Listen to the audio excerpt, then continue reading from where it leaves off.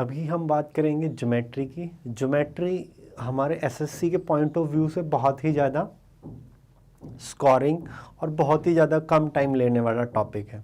इसके अंदर कुछ क्वेश्चंस अलग, कुछ सर्कल पे क्वेश्चन होते हैं, कुछ इंटीरियर एक्सटीरियर पे क्वेश्चन होते हैं, कोई लाइंस पे होते हैं, कुछ एंगल्स पे होते हैं, कुछ ट्रायंगल पे। उन सभी को हम बारी बारी से उन सभी को हम पढ़ेंगे और इतने अच्छे से पढ़ लेंगे कि हर क्वेश्चन को बहुत इजीली हम उसका आंसर दे पाएंगे। अब बात आती है, हम जो अभी ज्योमेट्री में टॉपिक पढ़ रहे हैं, interior and exterior angle of regular polygon, यानी कि समबाहुभुज के आंतरिक तथा बाह्य कोण। अब इसमें बात ये आती है कि रेगुलर पॉलीगन क्या होता है, ठीक है। अब रेगुलर पॉलीगन क्या होता है? रेगुलर पॉलीगन, रेगुलर का मतलब नाम से ही पता चल रहा है इक्वल, पॉली मतलब कई, गन्स मतलब भुजाएं, जिसकी, यानी इसका मतलब रेगुलर पॉलीगन का मतलब ये हो गया कि ऐसा पॉलीगन जिसकी सारी साइडें इक्वल है। रेगुलर पॉलीगन मींस, रेगुलर मतलब इक्वल और पॉली मतलब कई और गन्स मतलब साइड, जिसकी कई साइड है पर वो सारी इक्वल हैं, तो वो क्या कहलाएगा? Regular polygon.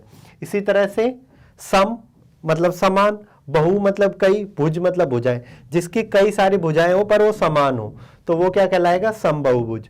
तो इसलिए हमें पता चला रेगुलर पॉलीगन में सारी साइडें इक्वल होंगी। अगर सारी साइडें इक्वल होंगी तो डेफिनेट सी बात है कि सारे के सारे एंगल भी इक्वल हो जाएंगे। जैसे कि अगर हम ये ट्राइंगल मैंने बनाया, तो ये ट्राइंगल है, तो ये रेगुलर पॉलीगन तब कहलाएगा जब इसकी तीनों साइडें इक्वल होंगी। अब अगर इसकी तीनों साइडें इक्वल होंगी तो तीनों एंगल भी कितने हो जाएंगे? 60-60 के। तो इट मीन्स ये हुआ कि अगर किसी पॉलीगन की सारी साइडें इक्वल हैं तो उसके सारे एंगल भी इक्वल हो जाएंगे। जैसे मैंने यहाँ पे ये बनाया स्क्वायर, तो स्क्वायर में भी क्या होगा? अगर मैं सारी साइडें इक्वल कर दूंगा तो सारे एंगल भी कितने हो जाएंगे? 90-90 के। और हमारे जो एसएससी के एग्जाम में है, तो हमारे जो एग्जाम में पूछे जाते हैं इंटीरियर एक्सटीरियर एंगल, वो रेगुलर पॉलीगन पे ही पूछे जाते हैं।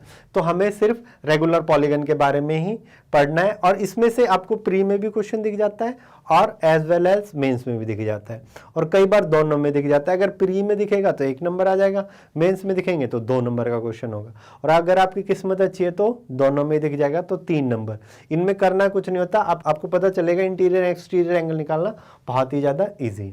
अब इसके बाद हम इसमें बात करते हैं कि रेगुलर पॉलीगन के इंटीरियर एंगल के बारे में।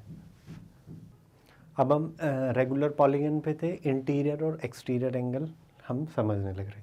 देखो, रेगुलर पॉलीगन से हमें ये पता चल गया था कि जिसकी सारी की सारी साइडें इक्वल होगी वो रेगुलर पॉलीगन कहलाएगा, यानी समबाहुभुज जिसकी सारी भुजाएं बराबर हो। अब ये मैंने बनाया ट्राइंगल, ये स्क्वायर, पेंटागन और ये हेक्सागन। ये क्या है? त्रिभुज, ये वर्ग, ये पंचभुज और ये षष्ठभुज, ठीक है। अब इसमें हम जानना चाहते हैं कि इन सब के इंटीरियर एंगल का सम कितना होगा, यानी आंतरिक कोणों का योग कितना होगा। तो देखो, हमें पता है कि एक लाइन कितने डिग्री का एंगल बनाती है? 180 का। तो ट्राइंगल के तीनों कोणों का योग कितना होता है? 180। तो यानी ये वाली लाइन 180 बना देगी, इन दोनों पे क्रॉस लगा दिया, क्योंकि एक ही लाइन 180 बना देती है। अब वर्ग पे आ जाते हैं, तो वर्ग में क्या होता है? हमें पता चला एक लाइन बनाती है 180, तो 180 ये बनाएगी, 180 ये बनाएगी, इन दो पे क्रॉस, क्योंकि इसका सम कितना होता है? इंटीरियर एंगल का सम 360।